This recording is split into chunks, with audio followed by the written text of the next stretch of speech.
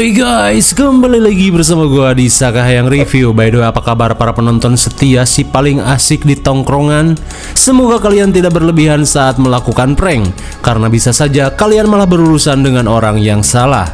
Seperti pada film kali ini yang berjudul Joyride tahun 2001. Jangan salah, biarpun jadul, namun film ini masih cukup nyaman untuk dinikmati. Apalagi bagi para penggemar almarhum Paul Walker sebelum debutnya viral di film Fast and the Furious, yang kini sequelnya sudah semakin ngawur. Oke lah, daripada kalian penasaran, mending kita langsung saja ke pembahasannya. Dan jika kalian suka dengan channel ini seperti biasa, silahkan subscribe aja, biar nggak ketinggalan video menarik lainnya dari Sakahayang. Film ini diawali dengan diperlihatkannya pria tampan mirip Paul Walker bernama Louis yang sedang mendengarkan curhatan dan kegalauan gebetannya. Di mana setelah lulus wisuda, si cantik Vena yang galau setelah orang tuanya tak bisa datang, berharap jika Louis bisa datang untuk menjemputnya. Lantas Vena pun berkata, meski A datang dengan mobil bodong, tentu Neng akan merasa bahagia." Mendengar kode keras tersebut, Louis langsung menyanggupi permintaan Vena. Di keesokan harinya, dengan uang yang pas-pasan, Louis O'Connor bela-belain membeli sebuah mobil tua seharga $1.100 untuk menjemput si bebek.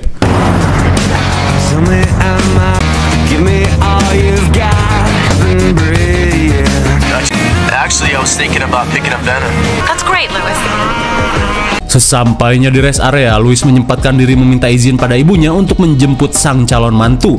Akan tetapi, si ibu malah meminta Louis untuk mengurus surat pembebasan kakaknya terlebih dulu, di mana si kakak yang baragajul malah tertangkap polisi saat oleng di alun-alun. Ya, meskipun terpaksa, Louis si anak berbakti tidak bisa menolak permintaan ibunya.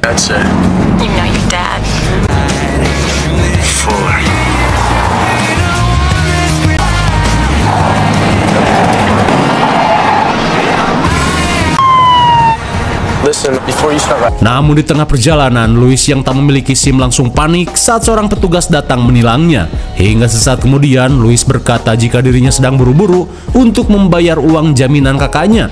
Namun si petugas tidak peduli dengan alasan klasik itu dan tetap meminta cepet gocap jika tidak ingin disidang. Look, I'm aware of how frustrating we approach American justice with your host Bill Curtis. Singkat cerita, setelah Louis membayar jaminan, bukannya merasa berdosa, si kakak yang bernama Tom terlihat semeringah saat melihat kedatangan adiknya. Lantas saat Tom menandatangani berkas pembebasan, Louis berkata jika dirinya sedang terburu-buru untuk menjemput si bebek ke Colorado. Mendengar hal itu, Tom yang pengangguran meminta Louis untuk mengajaknya. Meskipun malas, Louis pun tak bisa menolak permintaan kakaknya ini.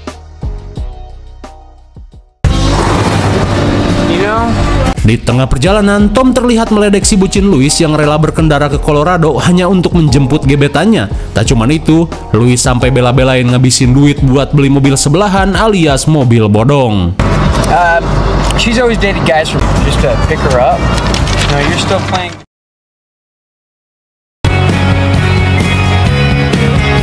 Singkat cerita, setibanya di rest area, Louis langsung menghubungi Vena dan memberitahu jika saat ini ia baru setengah jalan menuju Colorado. Namun ia meminta Vena untuk mengerti karena saat ini kakaknya yang beban malah pengen ikut. Meskipun malas karena ada Tom, namun Vena tetap tidak sabar menunggu kedatangan Louis.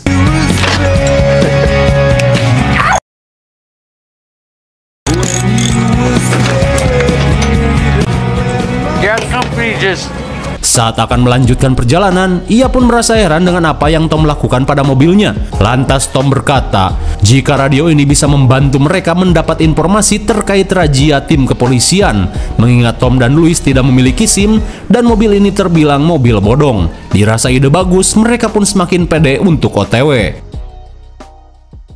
Breaker 19, we got door with got a 40-mile clear shot set for Jamestown. Singkat cerita, saat mereka mendapat sambungan radio dari pria aneh, Tom pun terpikirkan sebuah ide untuk melakukan prank, di mana ia memaksa Louis untuk ngehode dengan berpura-pura sebagai kewes gatal. Lantas dengan menggunakan nama samaran sebagai Candy, Louis mengungkapkan jika dirinya merupakan seorang gadis kesepian yang berharap celengannya bisa dijejali cacing berotot. Mendengar hal itu, si pria misterius yang esangan langsung menanggapi hal tersebut. Menyadari pria ini masuk perangkap, Louis langsung menanyakan identitasnya. Lantas pria ini mengungkapkan jika dirinya bernama Rusty. This drive, it seems like it's taking forever. I got dirty blonde hair down to my shoulders. Sure.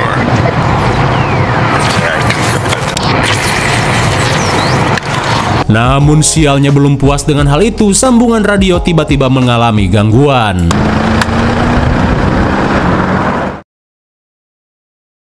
Singkat waktu, malam pun poek. Di tengah derasnya hujan, Tom dan Louis mendatangi sebuah motel untuk beristirahat. Namun sesaat kemudian, Tom malah menyerobot antrian seorang pria tua bernama Abah Eli hingga membuatnya kesal. Your brown ass is going.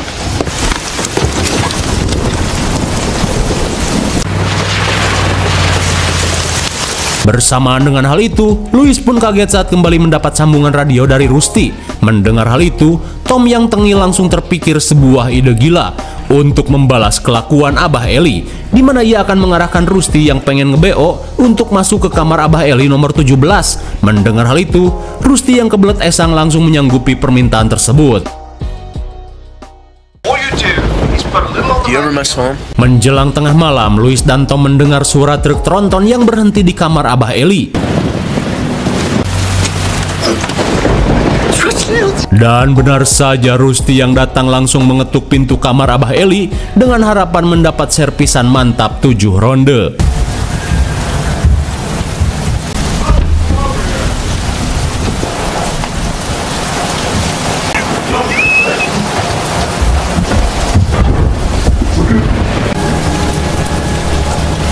Namun saat situasi menjadi sunyi, Louis pun langsung panik. Terlebih ia khawatir hal buruk terjadi pada Abah Eli. Namun Tom berusaha meyakinkan adiknya jika semuanya akan baik-baik saja. Lantas setelah mengunci pintu, Tom meminta Louis untuk segera tidur.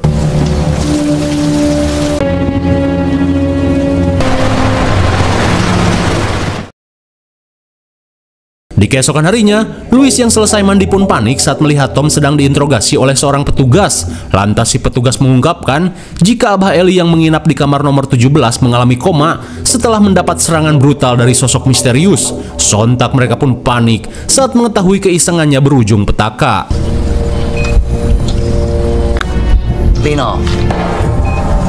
Hingga setibanya di rumah sakit, mereka pun syok saat melihat kondisi Abah Eli yang koma dan dengan mulut beweh ekstrim. Di tengah penyesalan, Tom dan Louis menyadari jika mereka telah berurusan dengan orang yang salah. Sekembalinya ke motel, Louis yang panik langsung mengajak Tom berkemas agar mereka bisa melanjutkan perjalanan.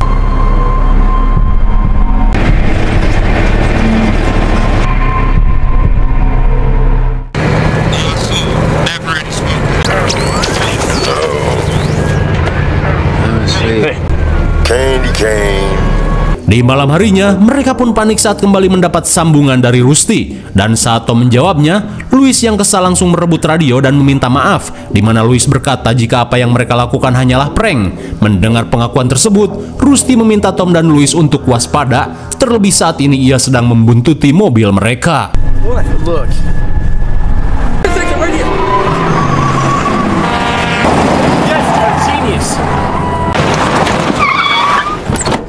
Setelah berhasil mengecoh mobil Optimum Prank, Louis yang akan menelepon 911 meminta Tom untuk segera mengisi bensin.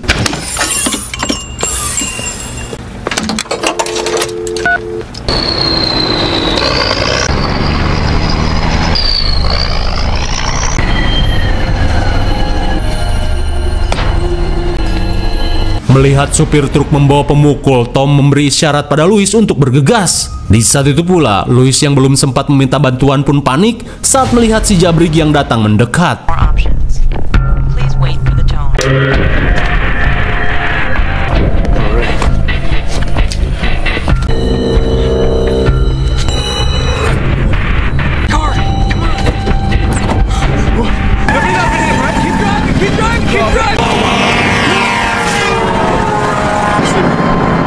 speed on ramp? No. Namun tanpa mereka sadari, jalan yang akan mereka lewati merupakan jalan buntu.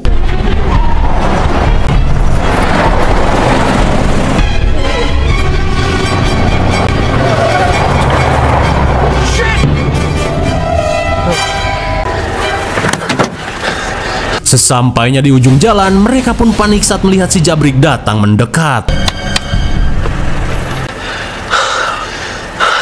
Melihat Louis dan Tom yang panik, rupanya si Jabrik hanya ingin mengembalikan kartu kredit Louis yang tertinggal. Di tengah kesalahpahaman, Tom dan Louis pun berterima kasih pada kebaikan Jones. Sorry about that. Fucking forget you.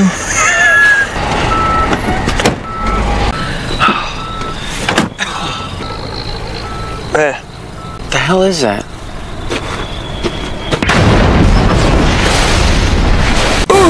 My God, bagaikan di ulti Johnson, Louis dan Tom pun panik saat melihat truk Jones yang hancur.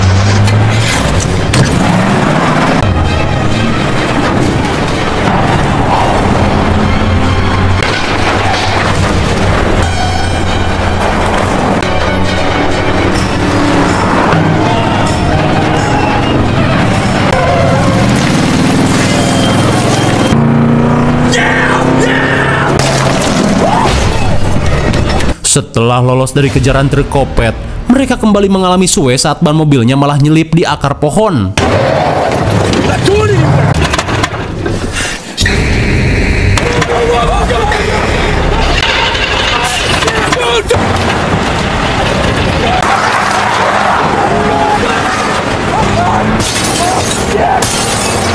Di tengah keadaan genting, Tom yang kena mental langsung meminta maaf atas kesalahannya.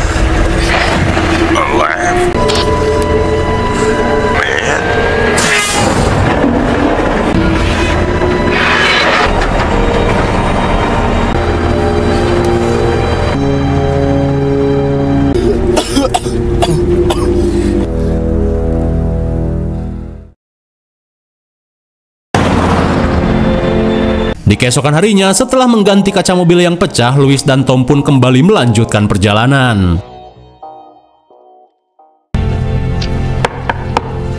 Singkat cerita, sesampainya di asrama, Vena pun semeringah saat melihat bebek Louis O'Connor yang datang menjemputnya. Di saat itu pula, Tom pun melongo saat melihat kecantikan pacar adiknya. Hey. Hey. So, we're thinking either. Setelah membereskan barang bawaannya, Vena pun memperkenalkan bestinya yang bernama Charlotte pada Louis dan Tom. Lantas setelah sedikit basa-basi, Charlotte yang buru-buru langsung pamit untuk pulang duluan. Hingga sesaat kemudian, Vena mengajak Louis dan Tom untuk bergegas.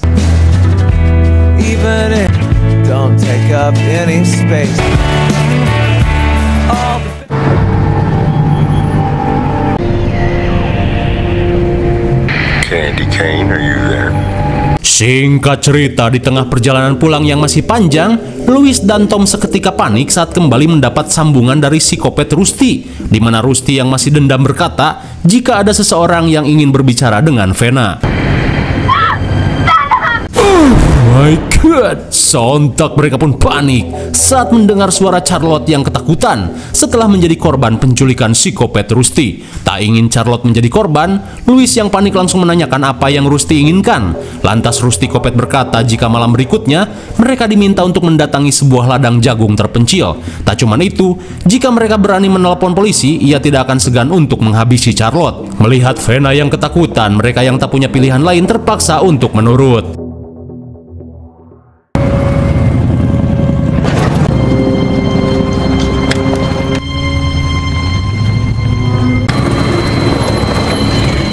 Singkat cerita, sesampainya di tempat tujuan, Tom langsung menanyakan apa yang harus mereka lakukan. Lantas si Kopet meminta Tom dan yang lainnya untuk keluar berjalan menjauhi mobil.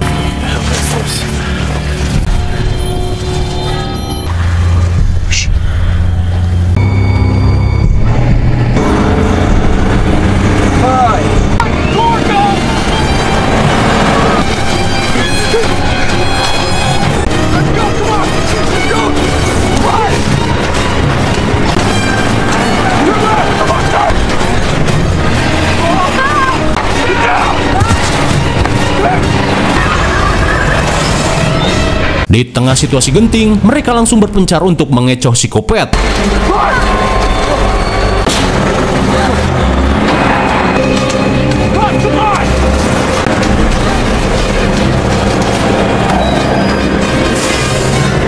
Setelah berhasil membuat Louis dan Vena terpisah, Rusty Kopet bergegas keluar untuk menangkap Vena. Di saat itu pula, Louis yang melihat truk Kopet ngetem merasa khawatir dengan keselamatan bebeknya.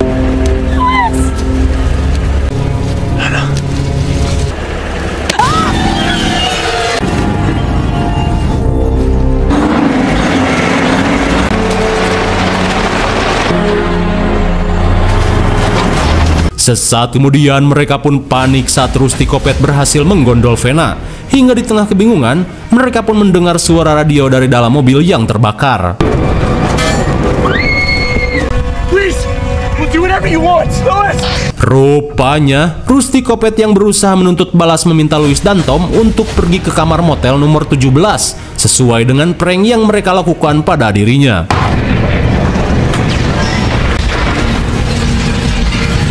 Setelah mobilnya meledak, mereka yang ingin menyelamatkan Vena langsung berlari dan mencari mobil yang bisa mereka gunakan. Hingga dirasa tidak ada cara lain, Tom mengajak Louis untuk mencuri mobil yang terparkir di rest area.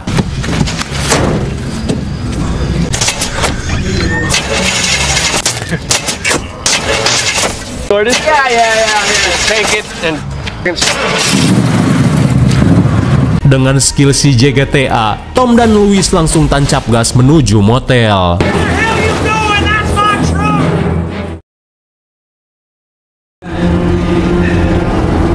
everything's gonna be okay. Bersamaan dengan hal itu, psikopat Rusty yang menyekap Vena terlihat menyiapkan jebakan ala-ala psikopat Jigsaw. Baby, since we're through, but in my heart, you went. If this new love dies, will your heart... Hingga setelah persiapan selesai, Rusty yang melihat jam menunjukkan pukul 12 malam langsung menelepon tim kepolisian untuk segera datang ke motel tempatnya berada.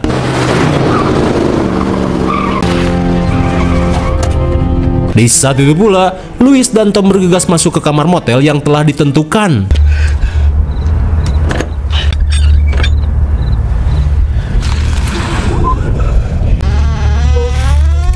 Hello? Vena? Hey!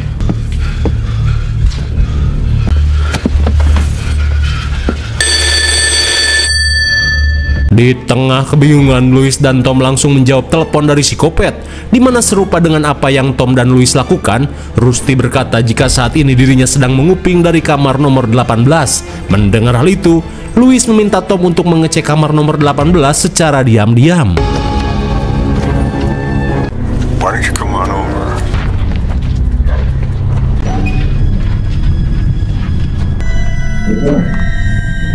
Sesampainya di belakang kamar nomor 18, Tom pun berusaha untuk mengintip.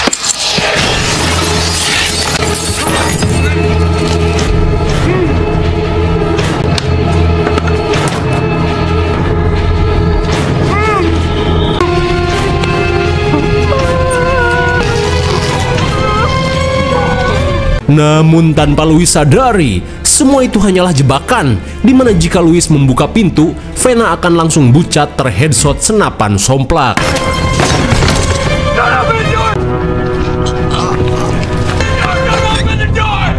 Meski cekernya tercucuk besi bangunan, tapi untungnya Tom berhasil memberitahu Louis. Mendengar teriakan Tom yang kesakitan, Louis pun bergegas untuk mencari keberadaan kakaknya.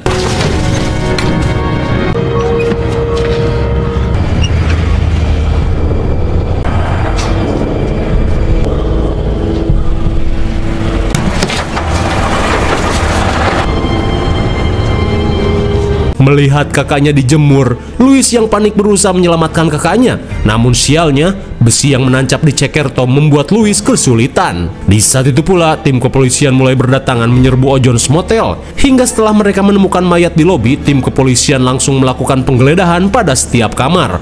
Tanpa mereka tahu, jika sampai membuka kamar nomor 18, Vena akan auto pindah alam.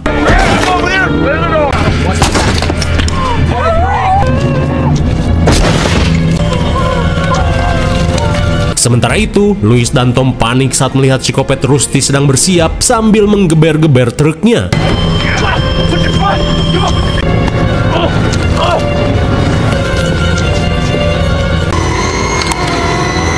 Di tengah keadaan genting, Tom meminta Louis untuk menyelamatkan Vena terlebih dulu.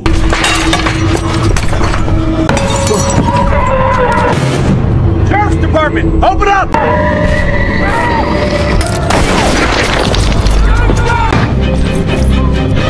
Show me your hands! Tepat pada waktunya, Louis pun berhasil menyelamatkan Vena. Sementara itu, Tom yang masih terjebak pun panik saat truk Optimus Kopet sedang bersiap untuk melakukan ultimate. Now get on the ground!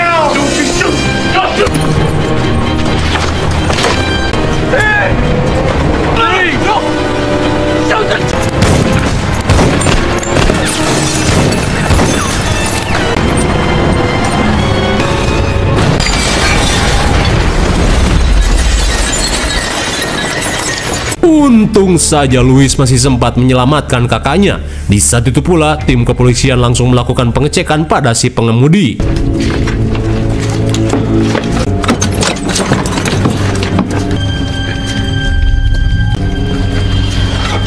Melihat si supir yang tewas mengenaskan, di saat itu pula Charlotte ditemukan dengan keadaan sehat walafiat. Singkat waktu, Sheriff Jim mengungkapkan jika si pengemudi truk merupakan seorang supir pengantar es bernama Jones. Mendengar hal itu, sontak membuat mereka syok. Terlebih mereka menyadari jika psikopat Rusty masih berkeliaran bebas dengan menumbalkan jasad Jones yang baik hati. Westbound I-80. Kira-kira apakah teror psikopat ini akan berlanjut? Ya Anda tahu, karena film pun sudah berakhir. Bagaimana, mengerikan sekali bukan? Sudah tak perlu dijelaskan lagi karena semuanya sudah jelas. Di mana kegabutan yang Louis dan Tom lakukan harus berujung petaka setelah mereka berurusan dengan orang yang salah. IMDb untuk film ini adalah 6,6 dan menurut saya yang cocok saja dengan nilai yang ada. Mungkin segini saja review dan pembahasan film Joyride 2001. Jangan lupa like, share, dan subscribe supaya kalian tidak ketinggalan jika ada video menarik lainnya dari Sakahayang. Thanks for watching and see you on next video. Bye-bye.